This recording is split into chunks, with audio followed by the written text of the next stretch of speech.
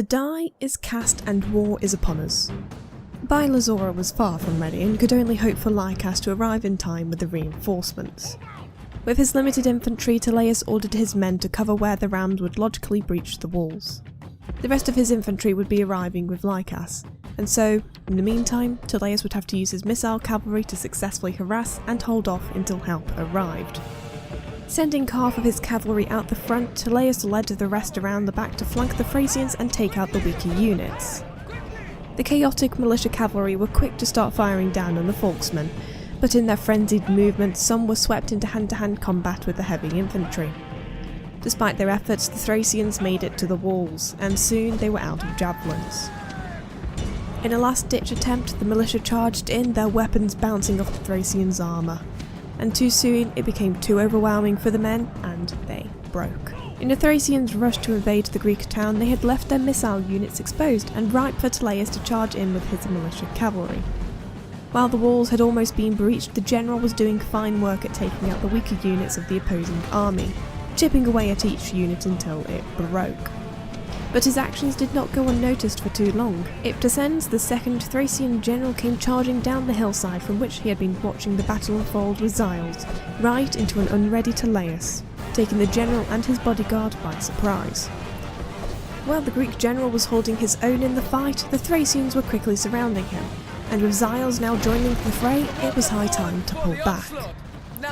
Too soon the Thracians broke through the wall, and the gates would not be far behind. While the reinforcements had made it into the town walls, they had yet to make it to the right side of the city. Stretching themselves thin, the hoplites tried to cover the breach in the wall. The Thracian cavalry were quick to pour through the wall, pushing the hoplites back and taking several down. The hoplites did all they could to repel the horsemen, but wave after wave of thundering hooves were too much for the men, though they stood and fought valiantly, taking down as many as they gave. The gates come down and the reinforcements still haven't made it to the right streets in time. It all becomes too much for the hoplites protecting the whole. Outnumbered and outpowered, they break. Lycas finally makes it to Teleus, with the latter general drawing Iptasen's away from the rest of the army.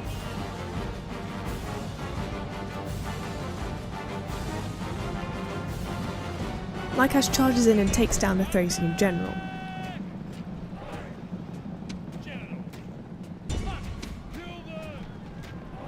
Just as the Greek generals thought that the tides of the battle were turning, another ram breached through the walls.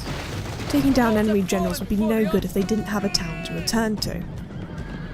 Feeling confident from the first takedown, the two Greek generals charge into Xiles, who was preoccupied with pursuing Teleus' fleeing missile cavalry. The Greeks tried to surround the Thracian, all whilst being peppered from above by javelins.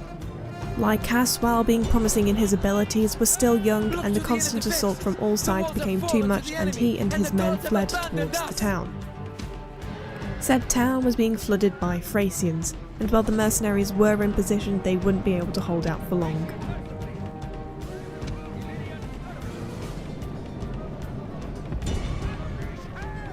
It was utter chaos in the streets. Cavalry were charging headfirst into spearmen, and the weak-willed mercenaries were breaking.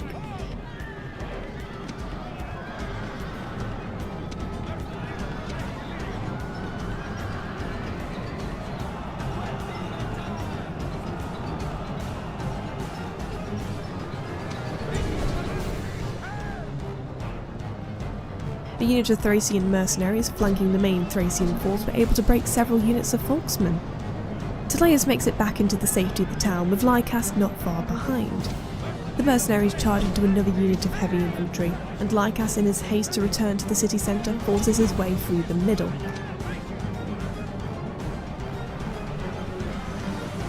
Throwing away his life as he went. The mercenaries, seeing their leader fall, gave up all hope, and the Volksmen sliced through them with no effort. Falling back to the plaza, it was time for the last stand. Less than 150 hoplites were all that stood between the Thracians and Greek defeat. Mercenary Paltasts, both shaken and exhausted, stood behind the line, giving all they could.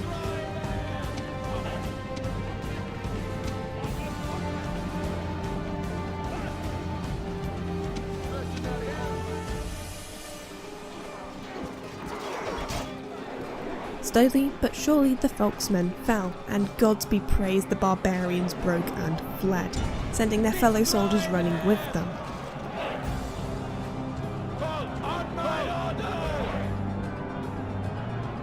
They came back for a second round, but were quickly repelled.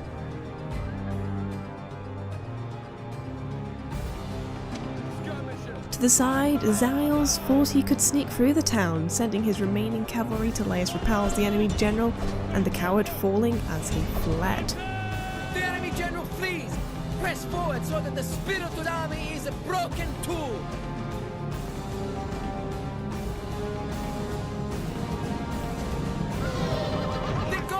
Not much remained of the Thracians, a unit of militia hoplites and Volksmen, and a lot of fleeing men too, that the remaining cavalry were happy to run down.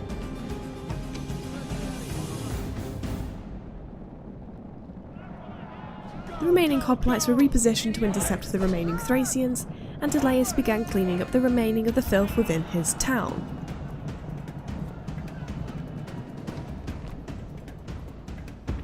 The Volksmen reached the line of hoplites, engaging with the tired and weakened men. The end of this horrific battle was near, and all it needed was one final push. With a roar, every last armed man in the town rushed towards the invaders. And they did it. The Volksmen broke, taking the remaining Thracians with them.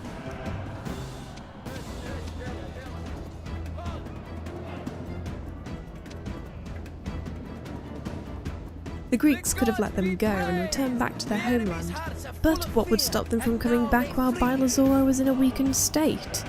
It would be best if there were no survivors of this battle. Let us show the world what happens to those who break Greek friendship. Everyone who could raced through the streets, slicing through the men donned in blue.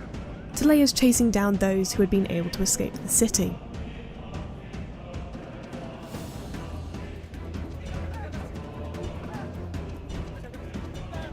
With over 1,000 men dead, this was not a battle that would be soon forgotten.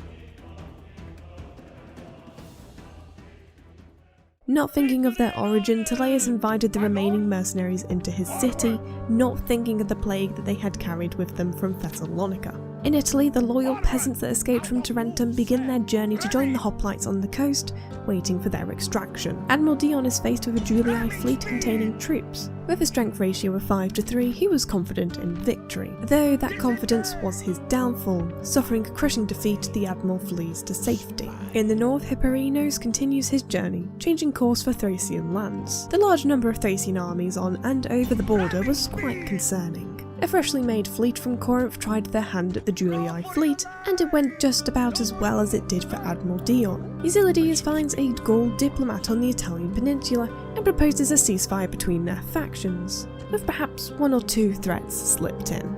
The Gaul, of course, rudely rejects. Well, they had their warning, and so Hero marches forth for Salona, pushing back a small Gaul force as he went. The turn ends, and the Brutii attack the waiting armoured hoplites. 162 men to 477. Captain Perdiccas prayed to the gods for their blessings and for good fortune. Backed into a corner, the hoplites held their ground.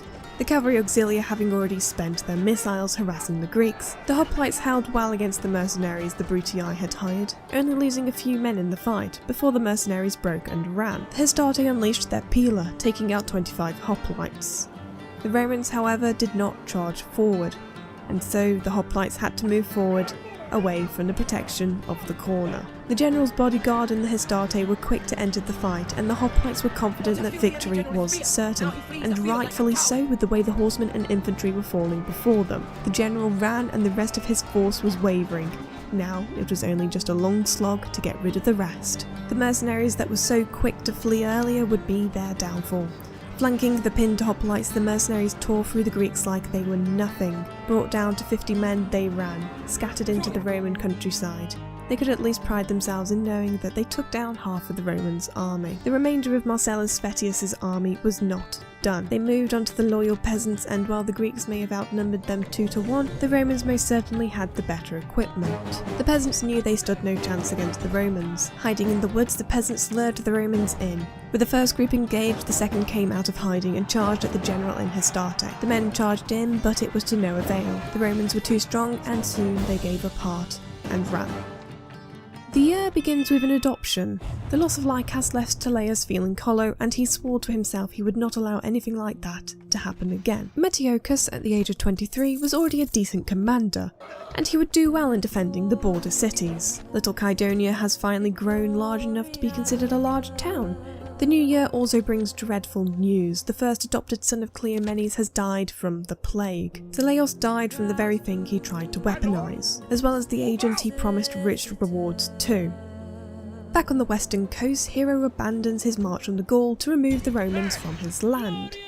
The barbarians were of lesser concern to him. The Julii evade Hero's attempts at battle for the entire summer. They were being rather inconsiderate. The turn ends and the Romans appear to be hanging around Bylazora a little too eagerly. The Julii attack our fleet, and so unlike our time with Polydorus, our fleet is defeated. Thessalonica and Larissa continue to bolster Bylazora's forces. Armoured hoplites from the former and militia cavalry from the latter. In the east we finally make contact with the Seleucids. Proetus is able to secure both trade rights and map information. He also tries to negotiate for an alliance. Surely with the way things appear to be going, they would be eager for the opportunity. Well, apparently they aren't, as they politely decline our offer. Back by Apollonia, Hero continues pursuing the Julii, pushing them back next to a rebel general. Deciding that the rebel army would act enough as a deterrent, Hero returns north.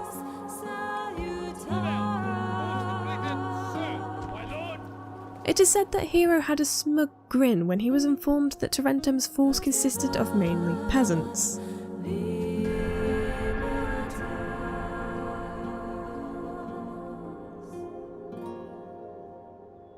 Clingy diplomats and a marriage proposal herald the new year. While the boy was young and had potential to be a good commander, he had drill master. And, well, we could now afford to be a bit more picky with who we were letting into the family. The rest of our biannual reports with the usual hum-rum. Money is no longer ever going to be an issue, hundreds of people are dying in Bylazora, and we have nice new shiny things all over the Empire. Hero begins the siege on Salona, building his 3 rams. His troops don't question it anymore. Back in the east, Proetus finds a Carthaginian diplomat very far from home. Either way, he was able to negotiate trade rights and map information.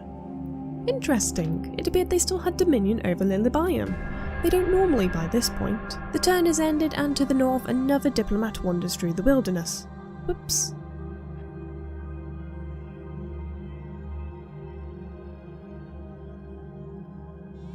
The Roman diplomats continue hanging around, no doubt trying to sway the people of Bylazora.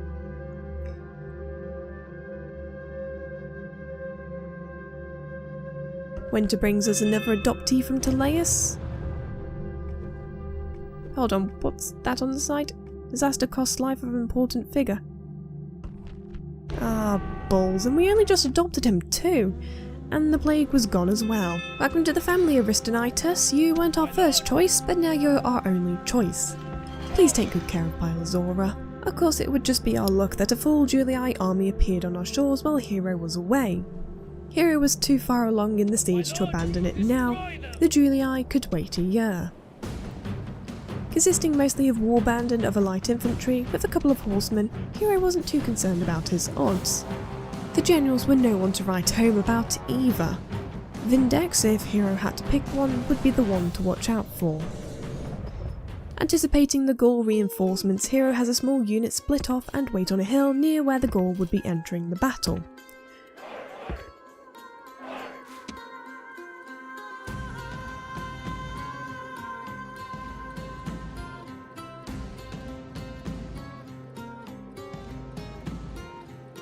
With the rest of the army, a single ram is loaded up and the remaining archers march forth, raining arrows down on their foes while the ram approached.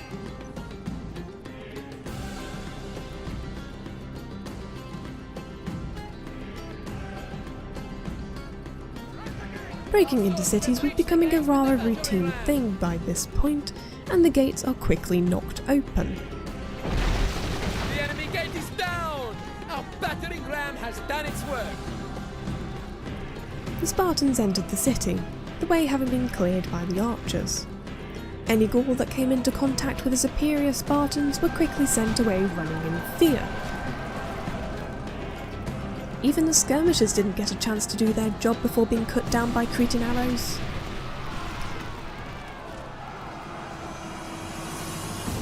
More warband come charging in, perhaps pushing the first group into the line of spears and causing them to break. No matter, their loss is our gain. The Spartans march through the streets. The barbarian cavalry would be next to try Spartan steel. Unhappy seeing their friends rout, the horsemen charge recklessly into the line of spearmen.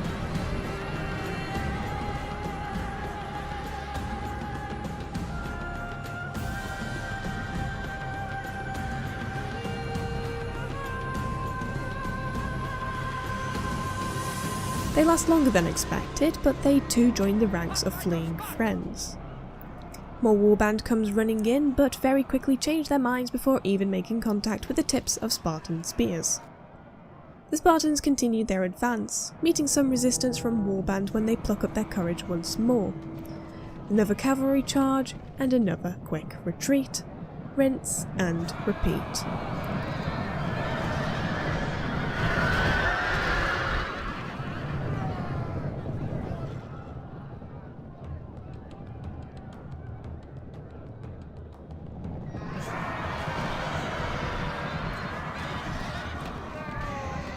The enemy have brought up more reinforcements in a futile attempt to save them. But of course, things have been going too smoothly. The reinforcements had arrived, and they were nowhere near where they had been predicted to be. Hero and his troops would have to bucket into the city if he wanted any good outcome from this. Making it through the gates, they were safe. For now.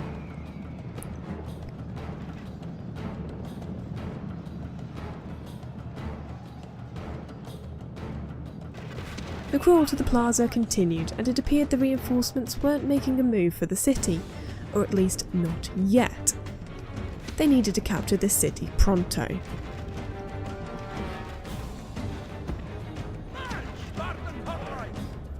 The Spartans march onward and the general finally becomes involved, charging headfirst into the spearmen and faring as well as one would expect. Great gods be praised! The enemy general is killed! Fear makes a home in our enemies' hearts! It was now a case of mopping up the last few Gaul, and victory would be theirs.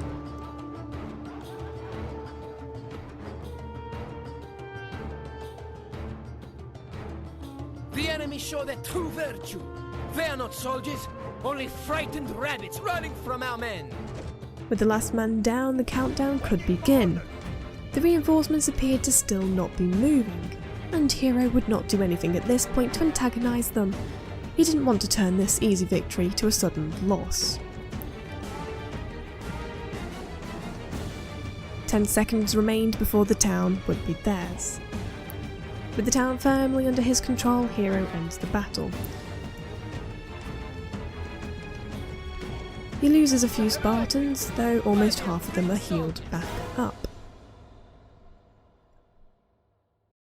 Hero makes the controversial decision to massacre the populace of Salona, the reasons being that he needed to quickly abandon the town and return south, and he didn't want his newly captured town rebelling already while they would be under mercenary control.